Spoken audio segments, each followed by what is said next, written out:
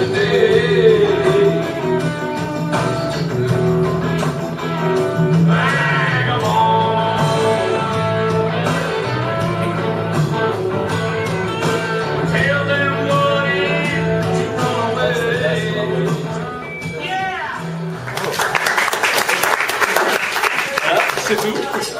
tout, merci, on s'en va. L'entrée, là. Je suis heureux de vous accueillir ce soir à la Maison des États-Unis pour le lancement de la série L'Amérique dans tous ses États, qui sera à partir du 24 janvier sur la chaîne Voyage. À l'origine de la série, Gérard Klein, vous l'avez reconnu. Nous sommes ravis que Gérard rejoigne Voyage. Il a une façon inégalable d'aller à la rencontre des autres. Il est curieux de tout, de tous. Ça, vous allez le voir aussi, vous allez le découvrir. Et dans cette série, avec bonne humeur, bienveillance, il nous emmène dans un road trip à travers tous les États-Unis d'Amérique. Le concept qu'il nous a proposé nous intéresse parce que c'est vrai que l'Amérique, on en a une vision à la fois des ghettos et de l'Amérique un peu avec ses conflits raciaux, ses ghettos, ses exclusions, et puis de l'autre côté les paillettes, Hollywood, le cinéma américain, tout ce qui brille, et on ne sait pas vraiment ce qu'il y a au milieu. Et au milieu, il y a quand même ce qu'on appelle la middle class, il y a des gens comme vous et moi qui vivent, qui ont leurs préoccupations, leurs contraintes, leur bonheur, leurs envies, leurs joies, leurs rêves. Et c'était un peu autour de ces gens-là qu'on avait envie d'inscrire le concept de ce programme. Et c'était en tout cas l'envie de Gérard. Donc on a trouvé l'écriture avec Laurent, avec Greg, avec toutes les personnes qui s'occupent de ça. Et puis on s'est dit, sur quelle chaîne on va mettre ça? Et on a pensé que ça s'inscrivait évidemment sur la chaîne Voyage, parce que c'est du voyage, parce que c'est intéressant, ça rentre dans la ligne éditoriale de ce que fait cette chaîne, et donc on a présenté le projet à la chaîne Voyage qui n'a pas tergiversé très longtemps. Et puis voilà, alors nous on est toujours un peu méfiants quand il s'agit de travailler avec des gens très connus dans la télévision, mais là j'avoue que c'est un vrai plaisir parce que Gérard fait partie de ces rares personnes qui ont une notoriété énorme et une tête toute petite. D'habitude, c'est le contraire. D'habitude, c'est le contraire. En général, ils ont une petite notoriété et une tête comme ça.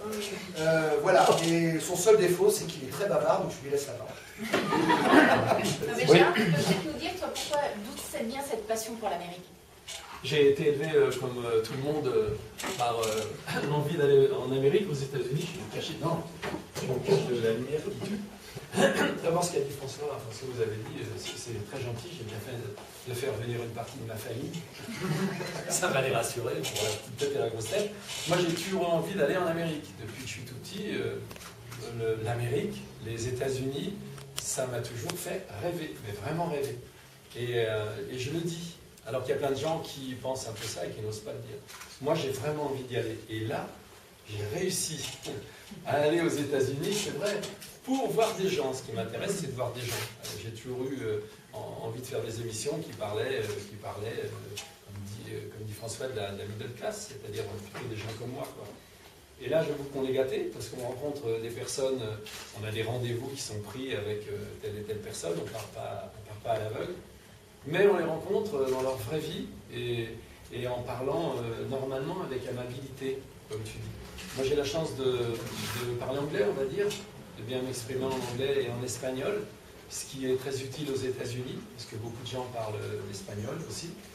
Donc on est rapprochés, en parlant la même langue, déjà ça rapproche. Et on arrive à avoir des rapports vraiment rigolos avec des gens sérieux, des gens moins sérieux. Et ce qui est important, c'est le ton. Là, vous avez vu des bandes annonces qui sont plutôt marrantes. C'est vrai que c'est gai, c'est souriant, mais on parle de tout. C'est pas seulement un truc pour rigoler. Donc moi, je suis vraiment très heureux de faire ça. François est très content. Guénaëlle a l'air d'être très heureuse. Mes deux compères, qui sont Laurent et Greg, Grégounet, on l'appelle entre nous, sont ravis. Donc je me demande ce qu'on pourrait vivre de pire comme situation. Voilà.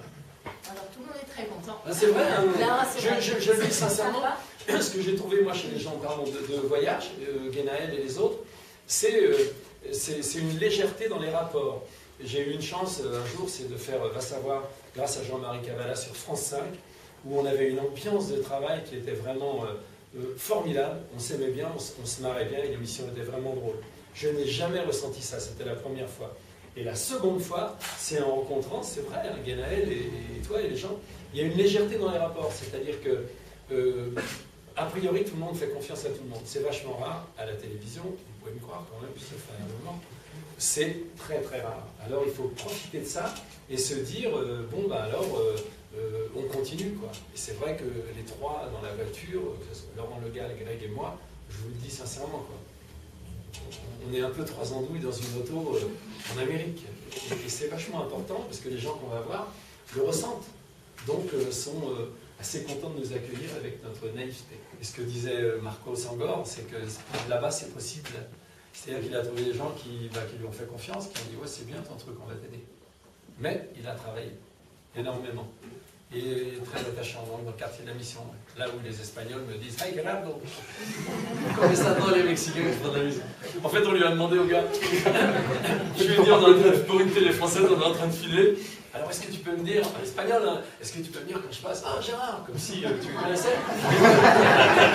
Et puis moi, qu'est-ce que tu fais là? Et moi, je te répondrai juste, rien, je me promène, genre l'air détaché, quoi. Et alors, les gars étaient installés, donc évidemment, tous les deux, ils étaient là. Et moi, je passe à côté du petit guitariste, et on a sauté en l'air tous les trois, tellement il l'a bien fait, il disait, hey Gerardo! Donc nous, on arrive deux fois, quoi. Mais c'est vrai qu'on trouve des complicités partout, quoi. En fait, dans chaque état, j'essaie de trouver des gens en leur disant, alors, tu fais comme si tu me connais, et puis tu me dis, ah Gérard, comment tu fais? Et ça marche. Ça marche, ça veut dire que bah, les gens sont... C'est très facile, chez nous aussi, de parler dans la rue un peu à tout le monde, peut-être pour moi, mais là-bas c'est vraiment très facile. C'est vrai, hein. On parle, on se demande des trucs, donc il y a un côté chaleureux. Ou alors on le provoque, je sais pas. On a visité, enfin, pas entièrement 4 États, parce que c'est vraiment immense. On est allé en Californie, on est allé ensuite en Sud Dakota, ensuite Louisiane et Floride. Mais Louisiane, Nouvelle-Orléans, puis en voiture, on est descendu jusqu'à Key West, tout en bas de la Floride. Mais évidemment, on n'est pas du tout rassasié. Et ce qui est rigolo, on a parlé tous les 3, 4 ou 5 il y a une semaine, vous êtes en Californie, eux ils l'ont vécu aussi, les gens vous disent ouais mais bon, ici c'est pas l'Amérique, hein, tu vois, c'est la Californie. Hein.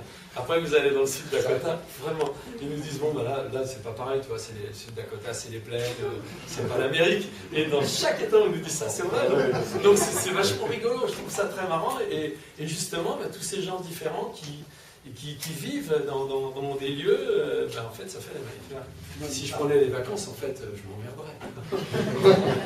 Pourquoi est-ce que je vais prendre des vacances? Je n'ai jamais travaillé. Non, ils partent à Hawaï tourner en février-mars et dans l'Idaho, et ensuite ils feront le Maine et le Vermont au printemps, et ensuite il y aura l'Utah et le Wyoming. C'est dur. Le portage très difficile.